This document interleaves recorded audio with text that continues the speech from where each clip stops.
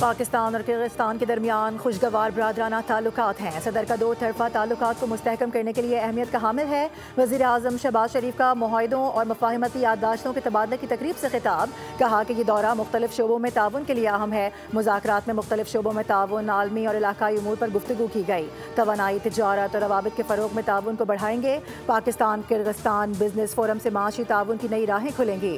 مختلف شعبوں میں تعاون کے 15 معاہدے اور مفاہمتی یادداشتیں اہم پیش رفت ہیں۔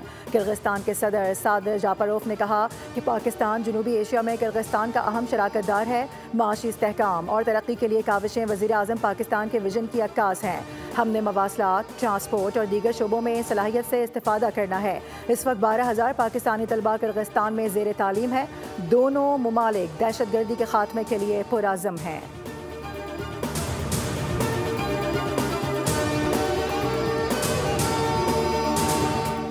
آمدن اور وسائل کی تقسیم 15 سال کے بعد مشاورتی عمل کا دوبارہ آغاز ہو گیا۔ وفاق اور صوبوں کے درمیان وسائل کی تقسیم کے لیے 11واں NFC اجلاس جاری۔ اجلاس میں ٹیکس ریونیو، سماجی شعبے کی ترقی، ماحولیات کو اہمیت دیے جانے کا امکان۔ اجلاس میں چاروں صوبوں کے وزرائے خزانہ اور ایک ٹیکنوکریٹ تکنیکی ماہر شریک۔ وفاق اور صوبے اپنے اپنے مالی وسائل اور مسائل پر بریفنگ دیں گے۔ خیبر پختونخوا نے NFC میں سابق فاٹا کی شمولیت کا مطالبہ کر دیا۔ کہا کہ دہشت گردی کے خلاف جنگ کا حصہ 1% سے بڑھا کر 3% کیا جائے۔ صوبے کا مجموعی شیئر 14.62% سے بڑھا کر 19.62% ہونا چاہیے۔ صوبے میں نئے آئین کے آرٹیکل 161 سے متعلق مسائل حل کرنے کا مطالبہ بھی رکھ دیا گیا ہے۔ اجلاس میں سندھ حکومت کے تحفظات اور KP کے مطالبات پیش کیے جانے کا بھی امکان ہے۔ موجودہ NFC کے تحت قابل تقسیم محاصل میں صوبوں کا حصہ 57.5% ہے۔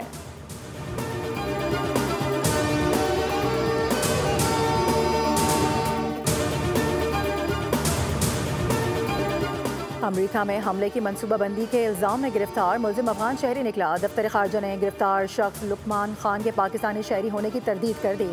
ترجمان طاہر اندرابی کا کہنا ہے کہ لقمان خان بطور مہاجر پاکستان میں کچھ عرصہ رہا۔ لقمان خان ڈیلاویئر یونیورسٹی کا طالب علم ہے جو افغان والدین کے گھر پاکستان میں پیدا ہوا اور بعد میں امریکہ منتقل ہو گیا۔ بیان کے مطابق لقمان خان کے پاس امریکہ اور افغانستان کی دوہری شہریت ہے۔ امریکی شہر ڈیلاویئر سے گرفتار افغان شہری لقمان کا زیادہ وقت افغانستان میں گزرا۔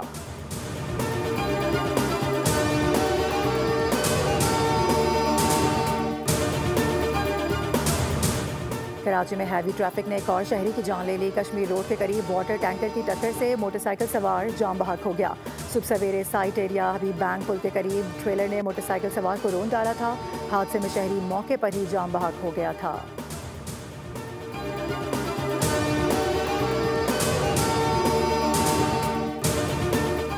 لاہور ہائی کورٹ میں ای چالان اور بھاری جرمانوں کے خلاف دائر درخواست نمٹا دی گئی۔ چیف جسٹس نے ریمارک دیے کہ حکومت نے قانون بنا دیا ہے، اس پر عمل کریں۔ یہاں پر آپ قانون پر عمل درآمد کے بجائے قانون ختم کرانے کے لیے آگے ہیں۔ پولیس نے بتایا ہے کہ نئے قانون کے اطلاق سے حادثات میں کمی ہوئی ہے، کیوں نہ اس پٹیشن کو ہی مسترد کر دیا جائے۔ جرمانہ زیادہ اس لیے رکھا گیا کہ لوگ خلاف ورزی ہی نہ کر سکیں۔ قانون سوسائٹی کو بہتر کرنے کے لیے بنتے ہیں۔ شہریوں کو ذمہ دار بنانے کے لیے قانون سازی ضروری ہوتی ہے۔ والدین بھی ذمہ داری کا مظاہرہ نہیں کرتے۔ آپ نے دیکھا راولپنڈی میں کیا ہوا؟ حادثے میں 2 خواتین جان سے گئیں۔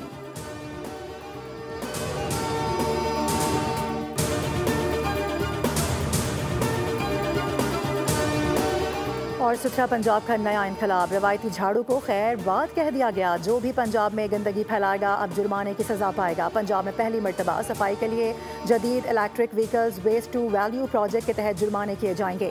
وزیر اعلیٰ مریم نواز شریف نے ویسٹ ٹو ویلیو پروجیکٹ کے لیے 10 جنوری تک جامع پلان طلب کر لیا۔ کہا کہ پنجاب میں کمرشل ایریاز اور سڑک پر گندگی پھیلانے والے قانون کے شکنجے میں آئیں گے۔ صفائی والی گاڑیاں بھی اب ماحول دوست الیکٹرک وہیکلز ہوں گی۔ پنجاب میں اب کوڑے سے بھی آمدنی اور انرجی پیدا کی جا سکے گی۔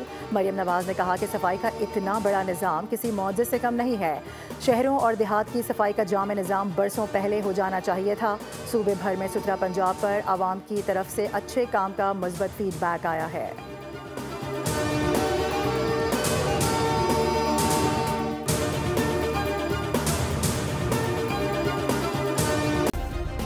سبسکرائب کریں اور بیل دبائیں تاکہ کوئی خبر رہ نہ جائے۔